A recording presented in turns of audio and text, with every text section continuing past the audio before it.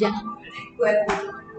Muy buenas tardes, qué alegría podernos encontrar a través de este medio. Un saludo muy especial a cada una de las personas que a través de las redes se conectará ahora en este momento, a quienes lo verán en diferido, un abrazo, bendiciones. Hoy es un día muy especial para Colombia, atendiendo el llamado del Espíritu Santo.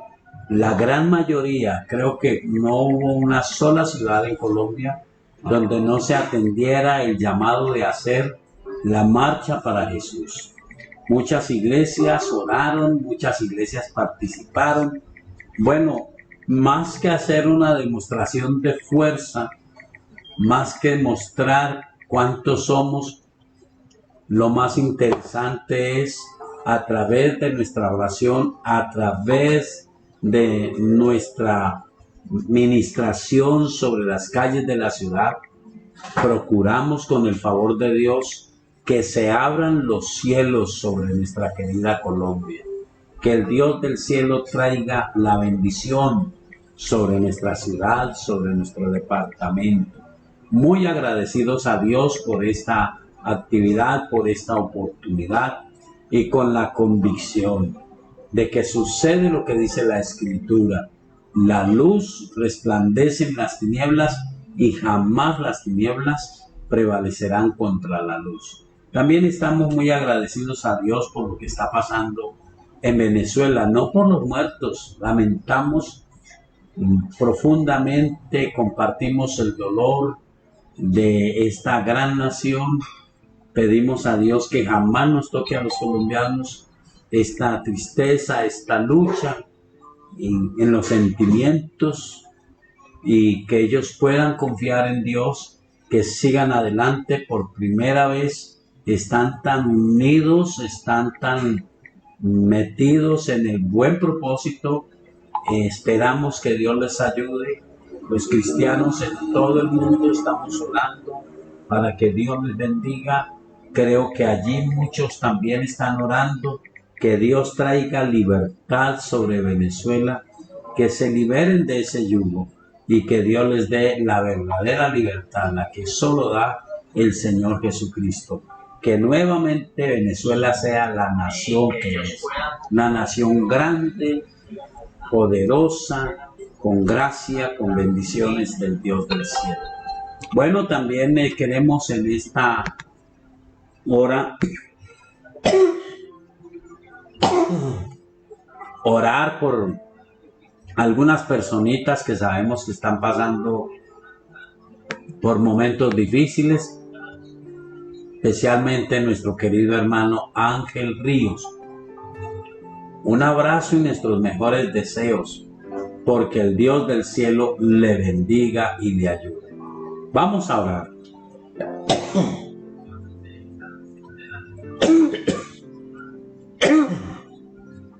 Soberano Señor, en el nombre del Señor Jesucristo te damos gracias por todas tus bendiciones para nuestra querida nación colombiana. Gracias, Señor, porque hoy es un día espectacular. Tu palabra lo asegura y nosotros lo creemos.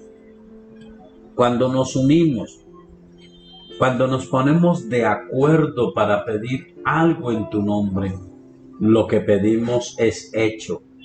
Y lo que estábamos pidiendo hoy, más que una demostración de fuerza de cuántos somos, estoy seguro que más que todo era abrir los cielos sobre Colombia, pedir su intervención sobrenatural en cada departamento, en cada corregimiento, en cada vereda, en cada ciudad, y que todos los 32 departamentos que hacen la nación colombiana son visitados, serán visitados. Se abrieron los cielos sobre las ciudades intermedias, sobre las cabeceras municipales, sobre las veredas, sobre los corregimientos, y se desataron bendiciones del cielo sobre nuestra querida Colombia. Gracias, Señor, porque la iglesia aprende el poder de la fe, el poder de la unidad y la gracia del Dios del cielo, en el nombre del Señor Jesucristo. Señor, te bendigo también y te doy honor y gloria en esta tarde preciosa por cada persona que está conectada a este medio. Pido que bendiga sus vidas, obra especialmente en aquellos que tienen alguna dificultad. Oro por mi hermano Ángel Ríos, en el nombre de Jesús de Nazaret. Mira todas las personas que como él tienen problemas en su columna vertebral, cualquiera que sea el nombre. Tú no eres un especialista, tú eres el creador de la columna vertebral. Tú creaste nuestros cuerpos con toda su perfección, con todos sus sistemas, y tú dices que eres nuestro sanador. Coloca tu mano sobre Ángel Ríos, sana su columna vertebral, haz que desaparezca ese malestar por gracia y por misericordia. Y así cualquier persona que escucha este programa, que ve este programa a través de las redes, Señor, tú eres el sanador por excelencia. Y tú dices que prediquemos el Evangelio, que sanemos los enfermos y que echemos fuera los demonios.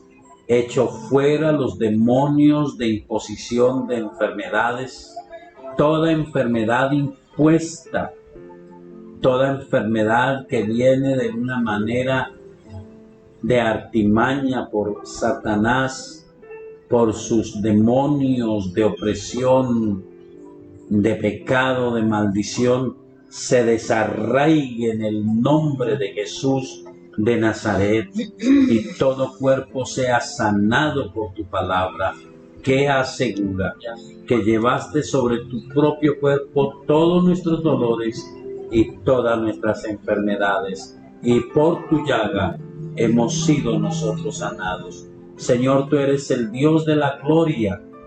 Señor, hoy se oró en Colombia porque traigas paz, porque traigas abundancia, prosperidad sobre toda la nación. Pedimos que venga tu bendición sobre toda nuestra tierra colombiana, y especialmente en esta hora por los que escuchan este programa, cada persona que asiste a la Iglesia Cuadrangular El Shaddai, cada persona que está escuchando este programa, sea bendecida en su economía, sea bendecida en su vida espiritual. Toda bendición del cielo venga sobre cada persona en el nombre del Señor Jesucristo. Señor, gracias por oírnos, gracias por permitirnos acercarnos a tu presencia y tomar tu palabra para creer que todo lo que pedimos en el nombre del Señor Jesucristo lo recibimos. Oramos por Venezuela, Señor. Cada uno de los 24 estados que hacen parte de la gloriosa nación venezolana sean visitados en esta hora por tu gracia.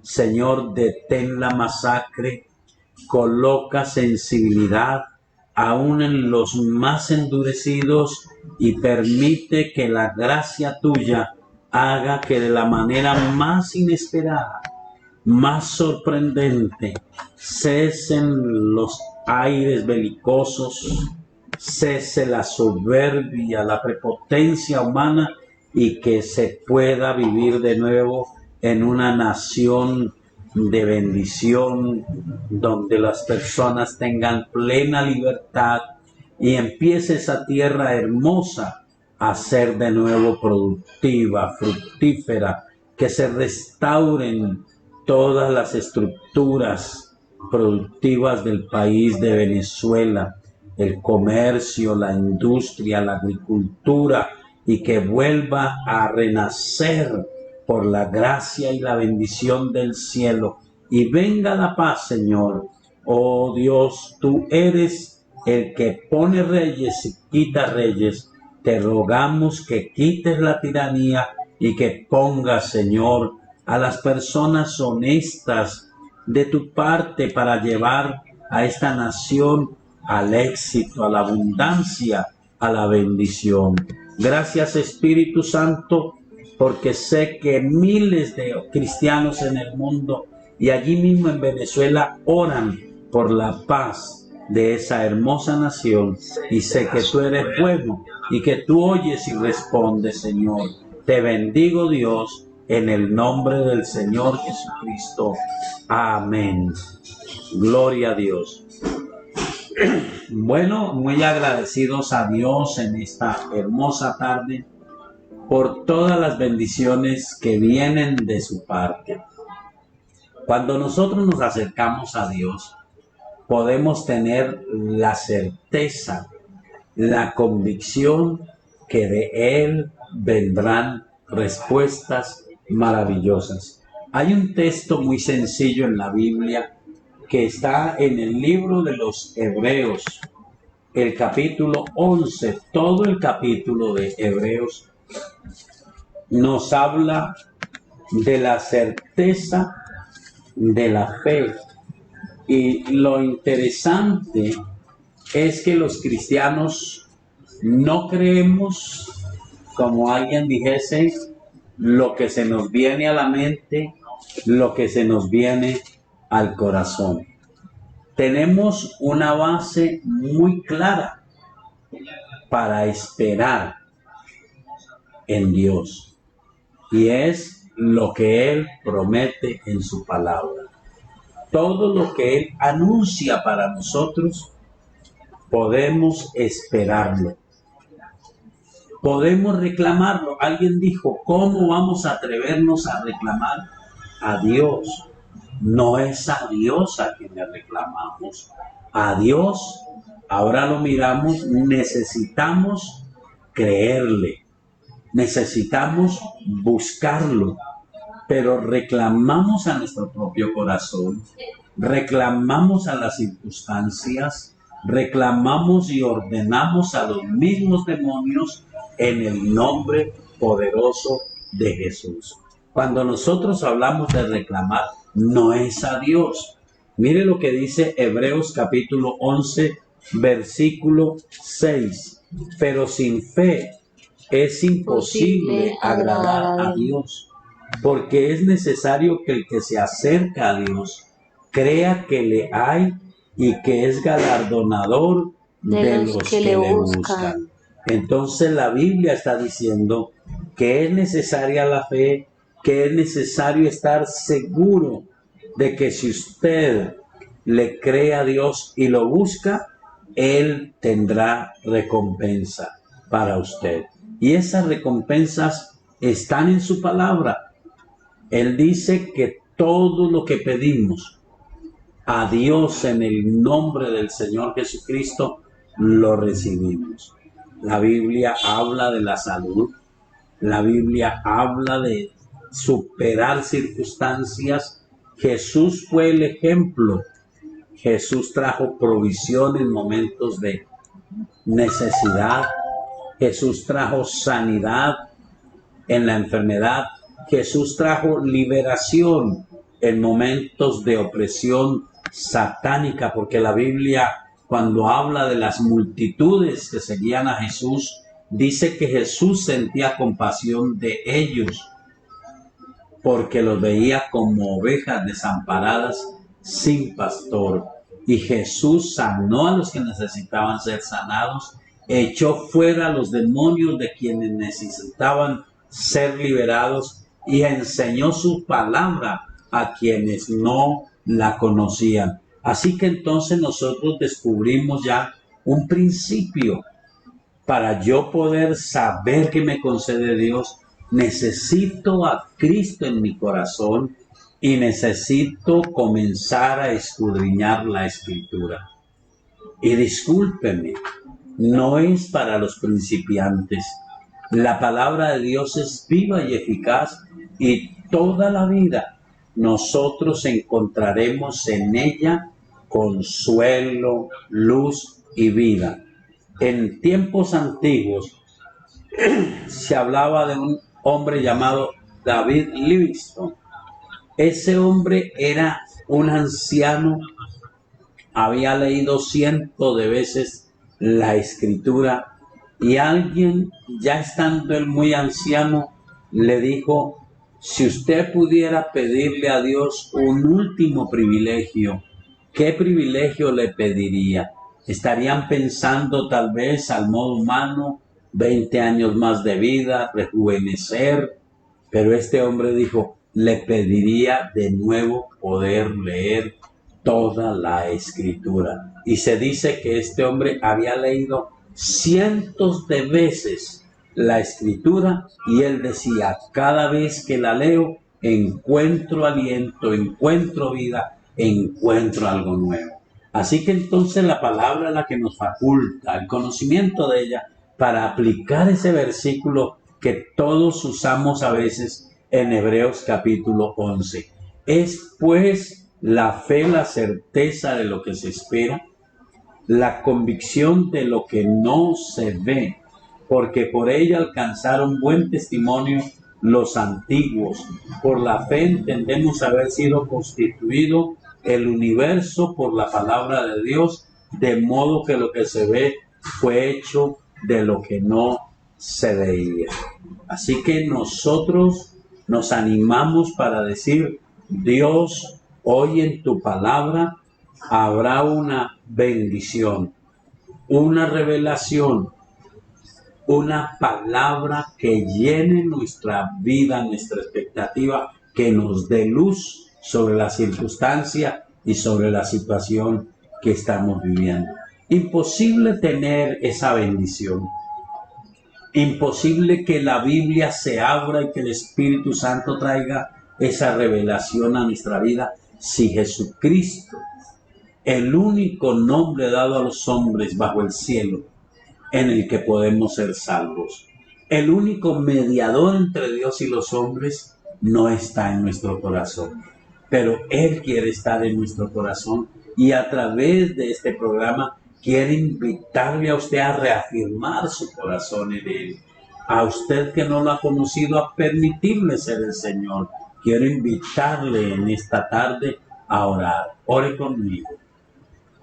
Soberano Dios, en esta tarde reconozco al Señor Jesucristo como mi Señor y mi Salvador. Señor Jesucristo, perdóname, límpiame de todos mis pecados con tu sangre preciosa. Señor, perdóname las veces que en medio de las circunstancias y las dificultades me he olvidado de escudriñar y de creer a una promesa tuya. Pero ahora, Señor, creo que tu palabra es mi bendición, que es como dijiste tú, yo la escudriño porque en ella tengo la vida eterna y ella, la Sagrada Escritura, es la que me da testimonio de ti. Señor, escribe mi nombre en el libro de la vida y no dejes que sea borrado jamás.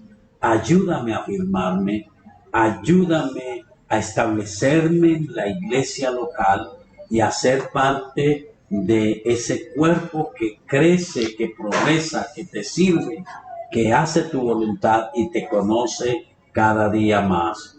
Gracias, Dios, en el nombre del Señor Jesucristo. Gracias, Espíritu Santo, por guiarnos y ayudarnos. Amén. Si usted dice esta oración, sería agradable saber de usted. Comuníquese con nosotros al WhatsApp 315-458-9562. Será una bendición poderle ayudar a crecer en su vida espiritual. Somos la Iglesia Cristiana Cuadrangular El Chalay, en la ciudad de Armenia y también en la ciudad de Tuluá.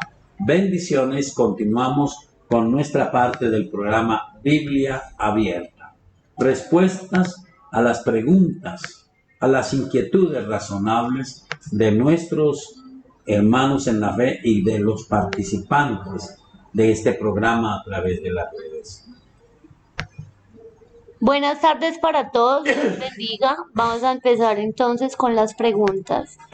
La primera dice así, y está basada en el Evangelio de Mateo, capítulo 18, verso 15 al 22.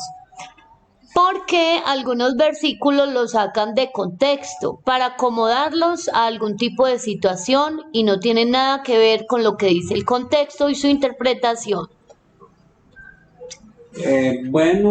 Refiriéndose a que en Mateo, ¿por qué el tema de atar y desatar demonios, sabiendo que en el texto también hace referencia al perdón hacia otros? Bueno.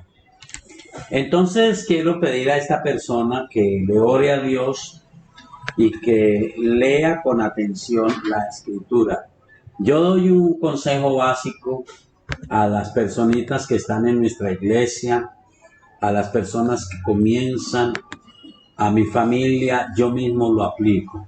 Cuando un texto de la Biblia no es claro para mí, no solamente oro, sino que tomo el texto y lo leo 1, 2, 3 y más veces. Alguien diría hasta 7, no, tal vez hasta más de 7 veces, hasta que el Espíritu Santo me empiece a dar claridad. Ahora bien, también hay que saber que el contexto de un texto no solamente es lo que está antes o después. Hay un contexto temático en la Biblia. Lo que sorprende a muchos es que la Biblia, siendo un libro que en nuestra cultura se compone de 66 libros, de dos grandes secciones, Antiguo y Nuevo Testamento, habiendo sido escrito en varios continentes, a través de aproximadamente 1600 años, por aproximadamente, humanamente, 40 hombres de distintas épocas, pero inspirado por el Espíritu Santo, tiene un contenido único, no se contradice. Entonces hay un contexto de contenido. Y en este contexto voy a permitirme leerlo para entender con la persona que está haciendo la pregunta que no hay un contexto o no hay un texto sacado del contexto, porque está hablando de un tema importante. Por tanto, si tu hermano peca contra ti, ve y repréndele, estando tú y él solos. Si te oyere, has ganado a tu hermano. Mas si no te oyere, toma aún contigo a uno o dos, para que en boca de 2 o 3 testigos conste toda palabra. Si no los oyere a ellos, dilo a la iglesia. Y si no oyere a la iglesia, tenle por gentil y publicano. De cierto os digo que todo lo que atéis en la tierra será atado en el cielo, y todo lo que desatéis en la tierra será desatado en el cielo. Otra vez os digo que si 2 de vosotros se pusieren de acuerdo en la tierra acerca de cualquiera cosa que pidieren, les será hecho por mi Padre que está en los cielos, porque donde están 2 o 3 congregados en mi nombre, allí estoy yo en medio de ellos. Entonces se le acercó Pedro y le dijo: Señor, ¿cuántas veces perdonaré a mi hermano que peque contra mí? ¿Hasta 7? Jesús le dijo: no te digo hasta 7, sino aún hasta 70 veces 7. Si observamos la lectura, Jesús está hablando de nuestro tiempo. Seguramente su tiempo también se aplicaba, pero más en nuestro tiempo, porque está hablando de la iglesia y de problemas internos en la iglesia. Ahora, ¿cuáles son los problemas internos de la iglesia? Aquí está hablando de alguien que peca, y dice peca contra ti. Entonces no pienso yo que sea solamente la persona que peca contra mí, sino que peca contra la iglesia. Personas que se levantan en soberbia, porque los hay, en amargura, en resentimiento, que permiten que en sus corazones empiece a nacer una raíz de amargura. Eso tiene que ver con la actitud de la persona, pero es aprovechado por los demonios para crear resentimientos, rencillas, amarguras, falta de fe, falta de perdón. Entonces me llama la atención es que lo primero no es atar y desatar, lo primero es tratar de llegar a un acuerdo. Pero si la persona no reconoce, entonces dice, y es un procedimiento espiritual, de coger o tomar 2 o 3 testigos, y si la persona insiste, entonces habla de decir a toda la iglesia, y entonces tener a esa persona por alguien que no se ha convertido. Hay un ejemplo bíblico, y es en 1 Corintios. La Biblia nos muestra que esta iglesia tan llena del Espíritu Santo, o tan conocedora de los dones del Espíritu Santo, habiendo disfrutado de tan excelentes predicadores, recuerde que allí hablaban de Pablo, de Pedro, de Apolos, de unos de los mejores predicadores, y es la iglesia en la cual el apóstol Pablo dice que no carecen de ningún don, pero es una iglesia donde ha imperado la soberbia, el orgullo de la libertad libertad en Cristo y han llegado al extremo de tomar la libertad para un libertinaje. Y ahora buscamos el texto. Dice que un hombre había tomado a la mujer de su padre y que ese hombre ahora era ufanado, soberbio, refiriendo su libertad en Cristo. Y el apóstol Pablo llamó a la iglesia y les dijo: esto es un desorden, hay que corregirlo. Pero este hombre se resistió, algunos se resistieron con él. Entonces el apóstol Pablo dice: ahora ustedes van a tomar en mi nombre, con mi autoridad, se van a reunir en el nombre del Señor Jesucristo y van a entregar a Satanás. Y ellos lo hacen. Y yo no sé si aplicaron todo esto. ¿Por qué lo hicieron? La iglesia hoy no aplica esto. Y nosotros no abogamos porque se aplique. Pero sí sabemos que cuando en la iglesia se permiten todas estas cosas, lo que se desatan son demonios de soberbia, de resentimiento y de amargura. Por eso está hablando no en un fuera de contexto, sino en un contexto de personas que no se quieren corregir, que no se quieren arrepentir. El apóstol Pablo en Primera de Corintios hizo esto. Primera de Corintios capítulo 5, creo, hizo esto.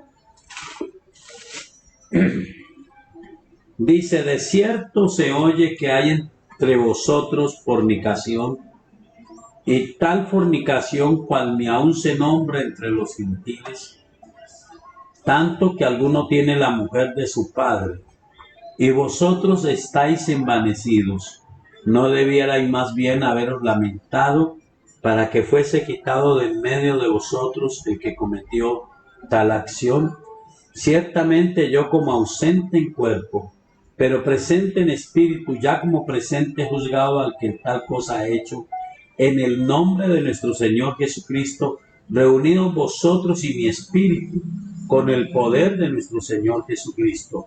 El tal se ha entregado a Satanás para la destrucción de la carne, a fin de que el espíritu sea salvo en el día del Señor Jesús. ¿No es buena vuestra jactancia? ¿No sabéis que un poco de levadura leuda toda la masa?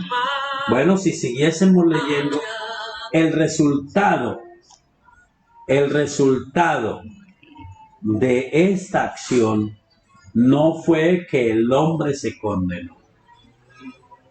Tal vez el resultado de entender el contexto de atar y desatar no es la condenación de las personas. ¿Cuál fue el resultado? En 2 de Corintios dice que este hombre se arrepintió. Y ahora el apóstol Pablo, aplicando esto que está en San Mateo capítulo 18, en 2 de Corintios, él dice que a este hombre que se ha arrepentido, ahora hay que reconocerlo, hay que aceptarlo. Entonces no es un fuera de contexto.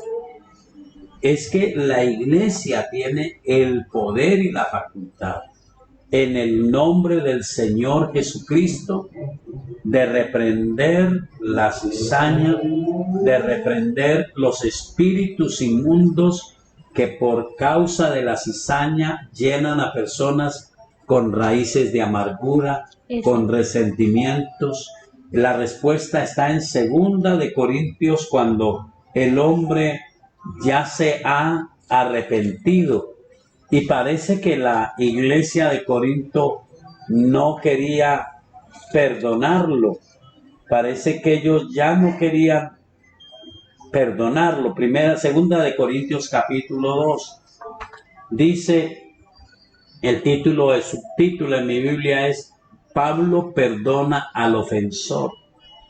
Pero si alguno me ha causado tristeza, no me la ha causado a mí solo, sino en cierto modo, por no exagerar, a todos vosotros.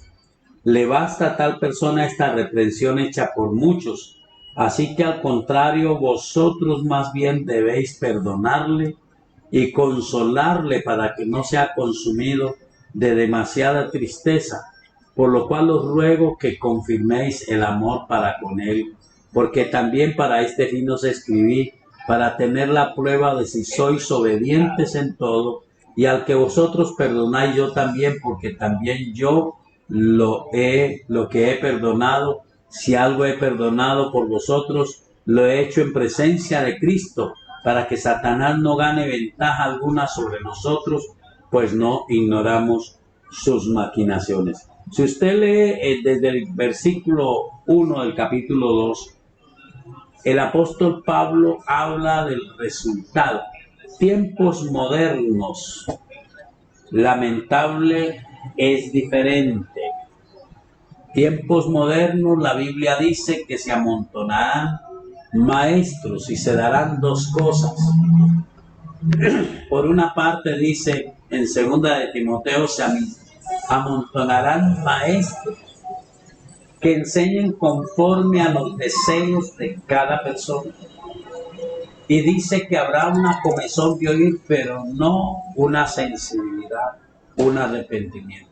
En tiempos modernos una persona comete pecados contra el cuerpo, contra la iglesia y no se arrepiente.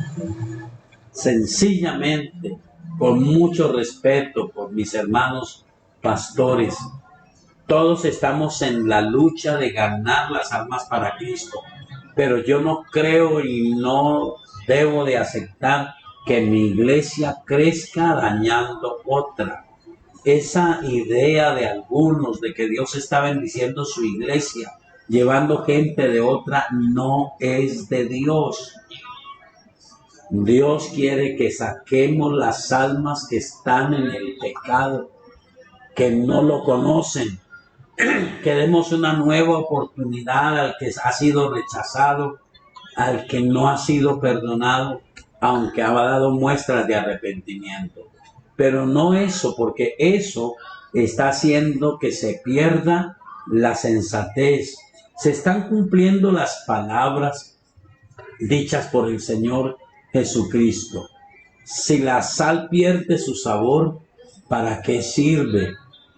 No sirve más para nada, sino para ser hollada por todos los hombres. Segunda de Timoteo capítulo 4 nos dice y nos describe Verso esa 3. situación. En el capítulo 4 de Segunda de Timoteo, ya lo leemos, estoy buscándolo acá, y nos describe esa situación. Entonces, creo que no hay un fuera de contexto. Puede que se use fuera de contexto, porque a veces se quiere hablar del perdón cuando hay necesidad. El perdón sí, pero hay necesidad del arrepentimiento. Y el perdón no se puede dar sin arrepentimiento. Si hay arrepentimiento, entonces el apóstol Pedro dice, Señor, ¿hasta cuántas veces perdonaré a mi hermano que peque contra mí? Hasta 7, y Jesús le contesta, hasta 7 no, hasta 70 veces 7.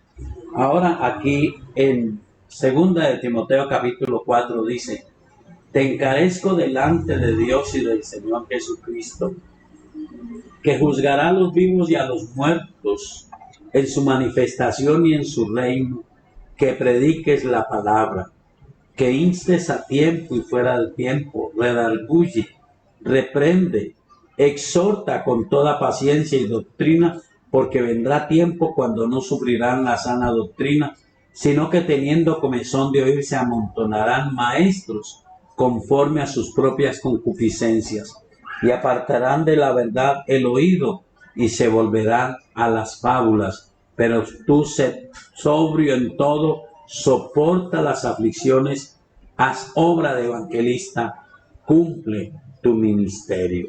No podemos decir a alguien que está amargado y resentido, simplemente véngase para acá. Podemos decirle, arrepiéntase, cambie su actitud, Yo he podido decir a muchas personas, si usted toma la palabra de Dios y en nuestra iglesia está haciendo lo malo, esté seguro que si llega a otra iglesia y está haciendo lo malo, no según mi concepto, sino según las ordenanzas de la Biblia, donde quiera está mal. Necesita arrepentirse, necesita cambios de vida. Que el Dios del cielo te ayude. Entonces no hay un fuera de contexto, hay es un enfoque de una situación que se vive en este tiempo. Personas que argumentan, personas que dicen, pero que han hecho daño a una iglesia, daño a otra iglesia, y usted sabe cuál es el daño. Hablar mal, despreciar, hasta blasfemar del Espíritu Santo. Muchas veces poner por el suelo la dignidad, el honor de una iglesia, de un ministerio, de un hombre o de una mujer de Dios. Esto no es siempre, pero muchas veces sucede. Entonces, en esas circunstancias, dice que como iglesia tenemos la autoridad, y Pablo lo aplicó, para en el nombre del Señor Jesucristo atar y desatar. Pablo lo intentó, llamó al hombre, le habló personalmente y la persona siguió soberbia, jactanciosa, y él dijo, ahora, como no se quiere arrepentir, vamos a entregarlo a Satanás. Esto no es bueno, no es fácil, pero sí es importante entender. La iglesia no es manipulable por nadie. Jesús dijo que la iglesia prevalece contra las puertas del Hades y las puertas del Hades no prevalecen contra ella. Dios te bendiga. Espero haber contestado la pregunta.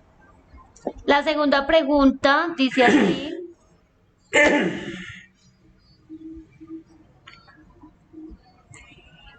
¿Por qué los cristianos no se santiguan o no hacen la señal de la cruz? ¿Por qué los cristianos no se santiguan o no hacen la señal de la cruz? Bueno, en realidad, nunca en la Biblia hay un mandato de hacer la señal de la cruz. Más bien en lo poquito que nos dice la Escritura, en Gálatas en el capítulo 3, Gálatas capítulo 3, lo poquito que nos habla la Escritura a nosotros acerca de la cruz es bien interesante y abre nuestros ojos espirituales para comprender cuán gran amor tiene el Señor Jesucristo por cada uno de nosotros.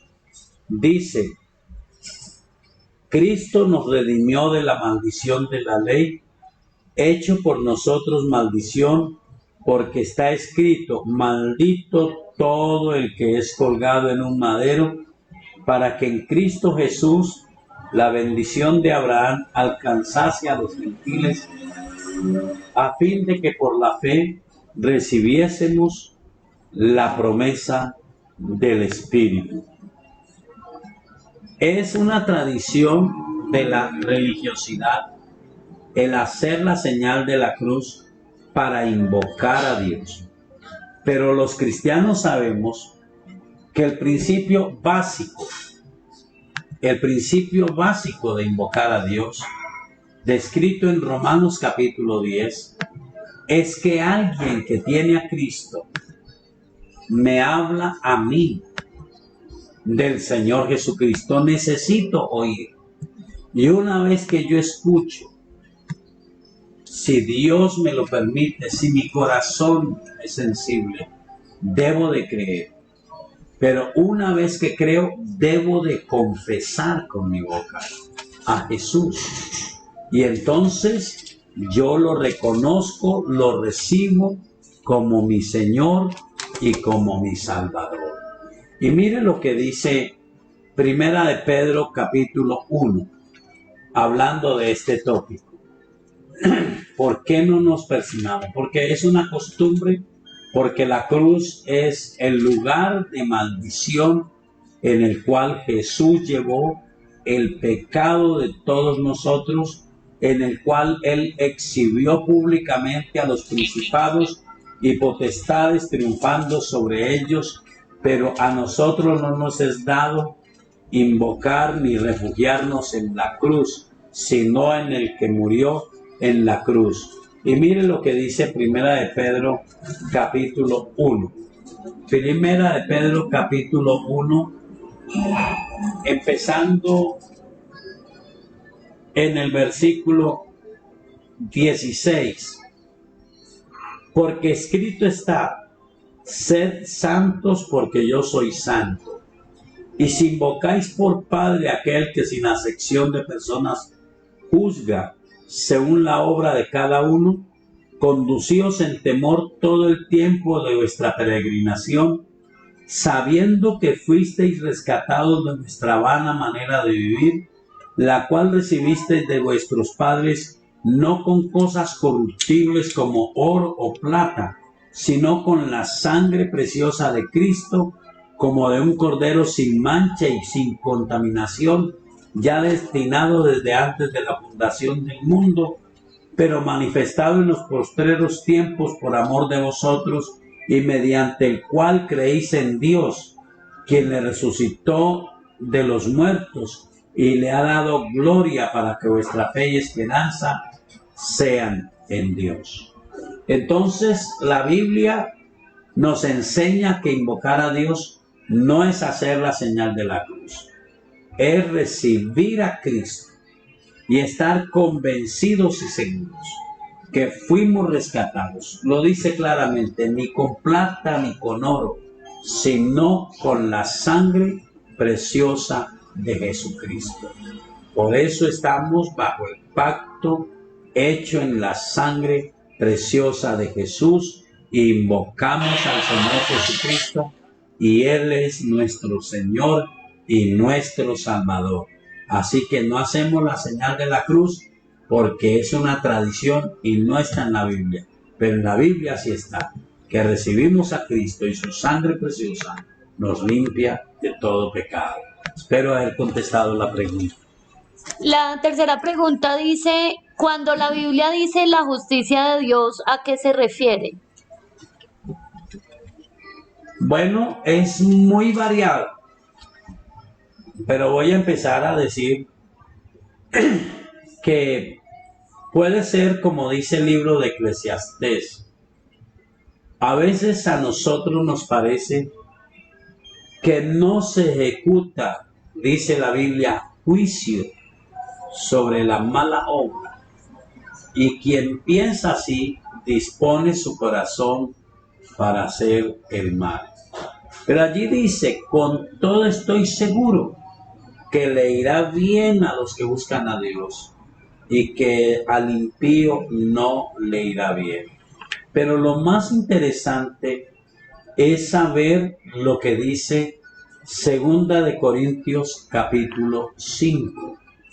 Todos sabemos que a menos que seamos de los bendecidos en el momento en que venga Jesucristo a la tierra, y seamos parte de los que serán transformados en un abrir y cerrar de ojos, todos tendremos que pasar por la experiencia de morir. Pero ¿qué dice la Biblia? Está establecido para los hombres que mueran una vez, y después de esto vendrá el juicio. Mire lo que dice Segunda de Corintios capítulo 5, el versículo 10, y lo dice para cada uno de nosotros. Dice, versículo 9: por tanto procuramos también, o ausentes o presentes, serle agradables, porque es necesario que todos nosotros comparezcamos ante el tribunal de Cristo, para que cada uno reciba según lo que haya hecho mientras estaba en el cuerpo, sea bueno o sea malo. Los cristianos sabemos que para los que no reciben a Cristo, Y para los que tenemos a Cristo también, hay unos libros. Hay un libro supremo, que es el libro de la vida. Pero hay unos libros que se llaman los libros de las obras. Y en Apocalipsis, en el capítulo 20, dice que los muertos todos resucitarán y estarán allí en la presencia de Dios. Y se abrirán los libros. Porque mucha gente piensa que está haciendo lo correcto, que está haciendo lo bueno. Pero se abrirán los libros. Y por las obras, sabemos por la Escritura, ninguno podrá ser salvo. Solo quien tenga su nombre escrito en el libro de la vida será salvo. Pero hay un tribunal de Cristo. Este no es para todos los que no conocen a Dios, es para los que lo conocen. Y es interesante saber que allí podemos tener esta sorpresa. No es que la sangre de Jesucristo no sea suficiente. No es que el poder de Dios no sea suficiente. Es que nosotros necesitamos tener coherencia. Versículo 21 dice: no todo el que me dice Señor, Señor, entrará en el reino de los cielos, sino el que hace la voluntad de mi Padre que está en los cielos. Muchos me dirán en aquel día: Señor, Señor, no profetizamos en tu nombre, y en tu nombre echamos fuera demonios, y en tu nombre hicimos muchos milagros. Y entonces les declararé: nunca os conocí, apartaos de mí, hacedores de maldad. Por allá en Apocalipsis, a una de las iglesias, el Señor Jesús le dice: tienes nombre de que vives, pero estás muerto. No es fanatismo, no es legalismo, pero si invocamos al Señor en nuestro corazón, debemos de ser coherentes, porque la justicia de Dios es que cuando nos presentemos ante el Señor, estarán también las obras. No se nos exigirá la perfección, pero hay obras que como cristianos necesitamos hacer, que adornan la fe. Una de las obras que tenemos que hacer, que debemos hacer, es perdonar como Cristo nos perdonó. Necesitamos perdonar, como Él lo hizo con nosotros. Una segunda obra que necesitamos hacer es como hizo Jesús. No servirle solamente a los que amamos, solamente a los que a nuestros ojos son buenos, sino también al que nos aborrece. Por eso Él dijo que oráramos aún por nuestros enemigos. Tenemos que aprender no solo a perdonar, sino también a tener misericordia. Nosotros no podemos tener gracia, la recibimos de Él, pero sí aprendemos de Él a tener misericordia. Es ahí donde la Biblia dice que si alguien me quiere obligar a ir con él 1 milla, yo voy 2, no obligado por la persona, sino por la misericordia. Si lo aplicáramos a las situaciones de la vida diaria, encontraríamos la manera en que Dios quiere que apliquemos la misericordia. El mayor bien que nosotros podemos hacer a una persona es presentarle a Jesucristo. Pero que no nos pase lo que dice Ezequiel 34, que no seamos de esas ovejas que pisotean las aguas de la palabra de Dios, los pastos del Evangelio, y entonces las personas que escuchan ven un mal testimonio, un mal proceder, y ven con sorpresa que la persona sigue invocando a Dios, que se ufana de tener una relación plena con Dios, de conocerlo más que ellos. Por allá en Romanos, en el capítulo 2, dice: de hacer blasfemar el nombre de Dios entre algunos, porque al fin llegará el día en que iremos a la presencia de Dios y seremos juzgados según lo que hayamos hecho, sea bueno o sea malo. Algunos, según 1 Corintios capítulo 3, seremos, me incluyo porque Dios me ayude, seremos salvos por la gran misericordia de Dios.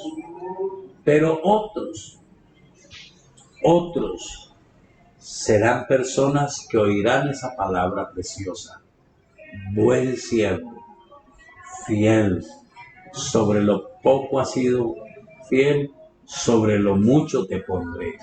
Otro texto dice, buen siervo, entra en el gozo de tu Señor. Creo que esa es la justicia de Dios. Pero también creo que hay una ley natural de la vida donde la Biblia asegura, ¿lo recuerda? También está en Gálatas, en el capítulo 5, y es muy conocido por todos nosotros. Esta es una ley espiritual que a veces se ve en la vida natural. Gálatas capítulo 6, versículo 7, no os engañéis, Dios no puede ser burlado, pues todo lo que el hombre sembrare, eso también segará, porque el que siembra para su carne, de la carne segará corrupción, mas el que siembra para el Espíritu, del Espíritu segará vida eterna.